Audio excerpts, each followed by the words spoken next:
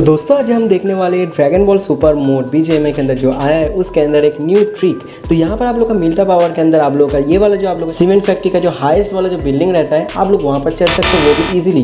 कैसे आप लोग को बता देता हूँ। तो आप लोग को इस मोड को खेलने के टाइम आप लोग को ये वाला गाड़ी तो आप लोग को इजीली मिल ही जाता है, एंड वो वाला गाड़ी को आप लोग को लेके यहाँ पर आना है। आने के बाद आप लोगों को ऐसे जो है ऊपर में आप लोग को चलाना है। जैसे ही आप लोग यहाँ पर देख सकते हो ऊपर की तरफ मैं यहाँ पर आ चुका हूँ। हल्का सा यहाँ पर लेफ्ट या राइट कर करके मेरे को यहाँ पर जो है बूस्ट पे दबाना है। जैसे बूस्ट पे दबाऊंगा ऊपर में धीरे धीरे से ये उड़ जाएगा। एंड एज अ रिजल्ट अगर आप लोगों के पास पहले से स्नाइपर होगा तो आप लोग यहाँ पर से बैठकर आप लोग इजीली स्नाइप कर सकते हो विद 8x एंड स्नाइपर। ऐसे ट्रिक्स के लिए मेरे चैनल को जरूर से सब्सक्राइब कर देना एंड वीडियो को एक लाइक जरूर कर देना।